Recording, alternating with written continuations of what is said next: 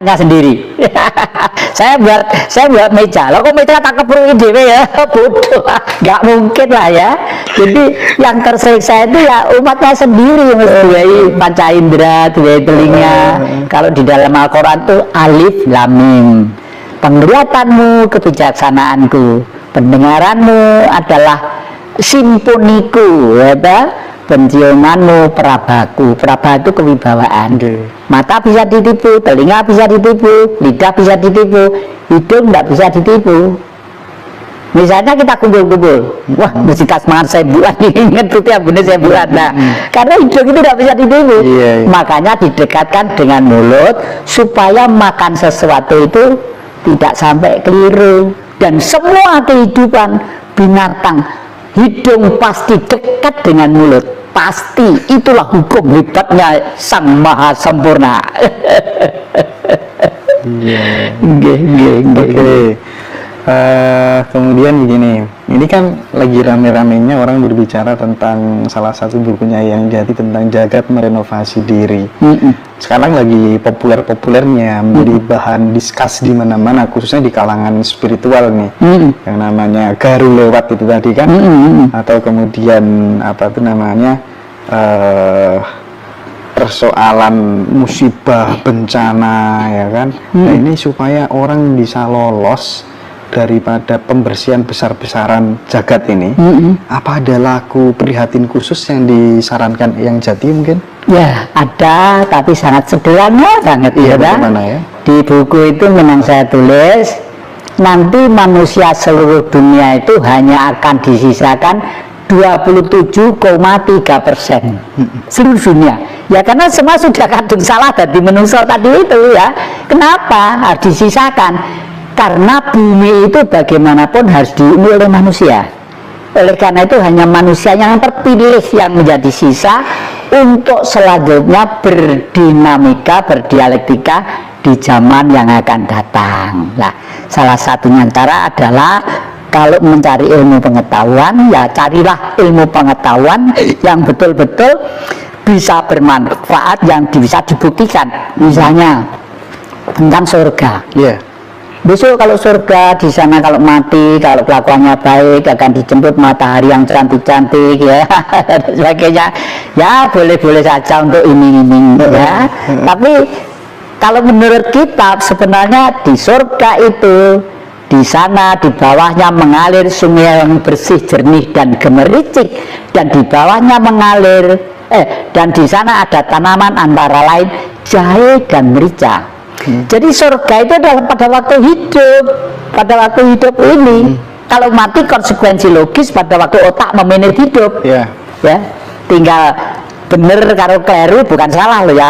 Bener kalau keliru banyak kalau banyak kelirunya ya begini. Sukma akhirnya tebel, bungkus roh suci tebel.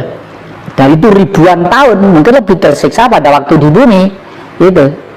Jadi seperti itu. Jadi nah kebetulan saya itu di samping rajin baca buku-buku, saya itu pernah pengalaman mati 2 kali ya, 3 hari. Dari sanalah saya baru seyakin-yakinnya bahwa besok di dalam alam kematian itu tidak seperti diceritakan pada waktu hidup ini, ya.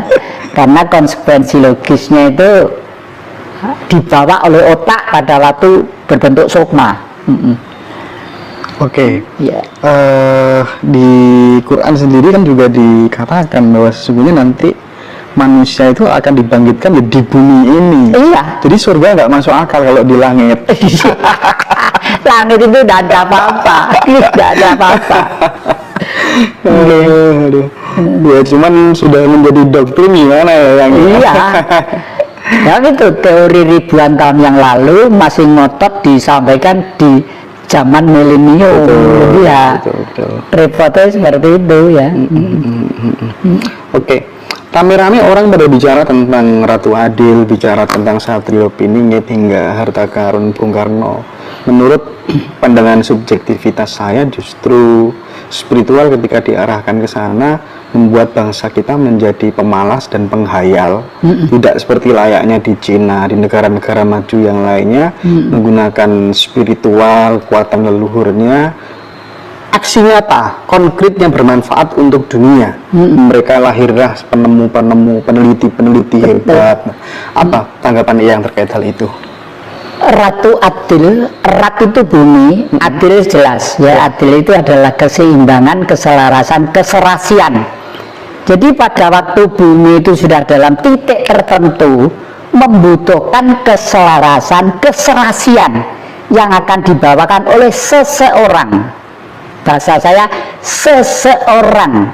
Nggak mungkin inisiatif itu berangkat tadi 2 kali ya. Jadi 2 orang bersama-sama, tahu-tahu saya pengen membuat kamera, orang 2 bareng-bareng, nggak mungkin, mesti dari seseorang. Nalika mandi di sungai atau di kolam, loh gambar saya kok ada. Kalau begitu, kalau saya buat kaca untuk menangkap gambar orang bisa kali ya gitu ya, baru dikembangkan yang lain-lainnya gitu ya. Jadi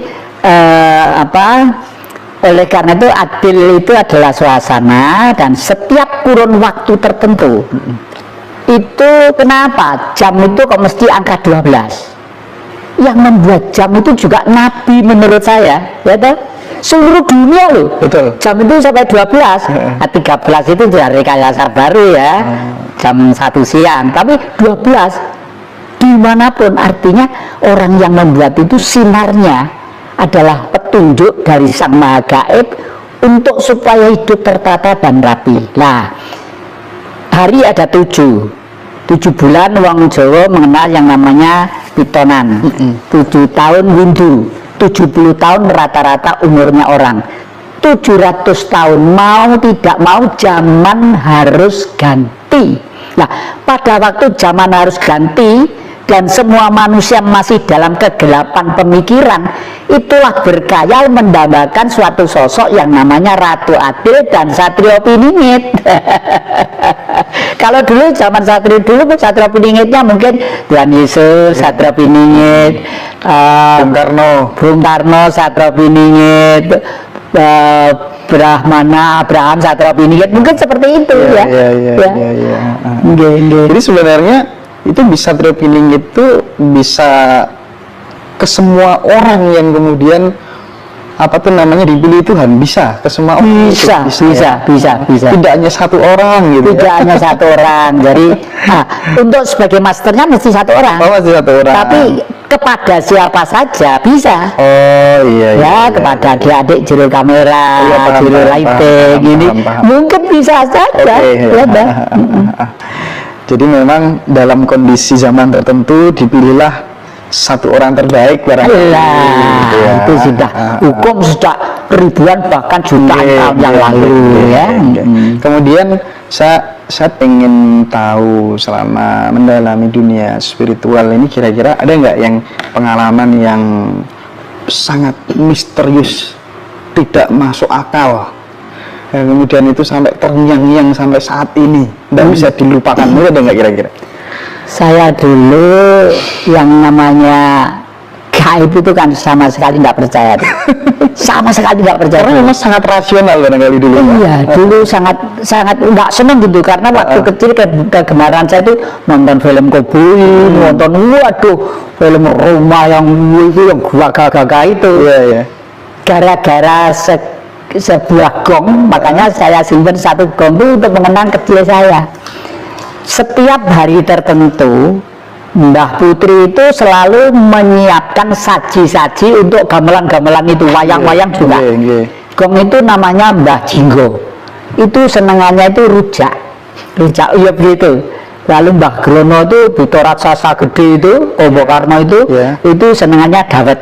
Nah, suatu saat Mbah Jinggo itu dikasih rujak. Nah, saya anak kecil umur 3-4 tahun kan pengen saya minta pada Mbah Putri minta rujak. Saya dituwet-tuwetin sini, dicewet-tuwetin gini. Enggak boleh itu untuk Mbah Jinggo tuh. Batin saya besi gini minta rujak dikasih, masa cucu gak dikasih. Jam 10 siang saya tidur di bawah gong, kaki saya tak tumpang di gong gitu. Ayo nesu ada batin besi masa iso nesu. keluar harimau deh, kau gede harimau. Makanya rumah saya di sini di depan ada gambar harimau tuh. Kelihatan mata doir. Oh iya, siang jam 10 itu keluar harimau, waduh ngejar-ngejar saya lari-lari, terus lari ke tempat tidurnya Mbak Putri di sana Wetan Blitar sana, terkencing-kencing di situ tuh, wah ada macan gitu. Baru sadar bahwa hidup manusia itu seyogianya berdampingan dengan gaib itu. Karena gaib itu diadakan sebelum kita ada. Betul. Dan sekarang saya semakin sadar, sebelum manusia tercipta, bumi tercipta, gaib disiapkan dulu. Kalau di dalam kitab suci namanya malaikat, ada malaikat, ada maha malaikat. Nah, maha malaikat itulah yang mempunyai kewajiban kontinu ya untuk menjaga ekosistem. Misalnya Ibu Ratu Mas Laut Selatan, seluruh tokoh-tokoh besar di Pulau Jawa selalu terikat dengan sana. Artinya tidak takluk dengan sana, tidak, selalu sadar bahwa itu adalah power yang tinggi, yaitu baik kerajaan Mataram kuno ya, mulai dari yang Sultan Agung, dari Jogja, dari Solo, itu pasti membuat yang namanya Songgo Buwono. Dari situlah beliau itu selalu berkomunikasi secara batin, dan beliau pun juga bisa memenuhi yang dikehendaki. Dan saya punya bukti bahwa tahun 2008 di pantai selatan saya membakar 3 dupa untuk mohon kepada Sang Maha Pencipta, mudah-mudahan berkenan Ibu Ratu Mas Laut Selatan memberi tahu kepada kami berdua dengan adik saya, itu untuk berupa foto aja. Saya foto pada waktu itu belum musim HP, masih kamera gini ya, clak gitu, hasilnya bersayap kayak emas gitu ya, keluar dari laut gitu, yang dipajang di Puri ya. Ya, saya pajang di Puri sana itu. Jadi karena apa? Nah, itulah hebatnya orang Jawa. Tahun 65 sebenarnya armada 7 Amerika itu sudah beredar 7 kilo dari Cilacap. Rencananya kalau Bung Karno itu akan memerintahkan kepada pengikutnya, siapa yang berpihak kepada saya di belakang saya, yang tidak senang kepada saya berhadapan dengan saya, oleh Barat dibagi senjata dua-duanya A lawan B. Kalau sudah tembak-tembakan baru mereka mendarat. Di pantai selatan ini saya menyimpan dokumennya yang dikirim, saya punya murid di Amerika namanya Dr. Baker sama Yudit ya, dulu belajar tentang Jawa di sini.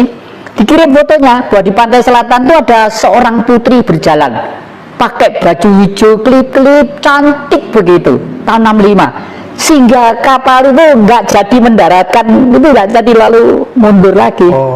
Nah coba bayangkan, mulai Aceh sampai Irian Barat itu kalau di Eropa itu 13 negeri di sini satu negara.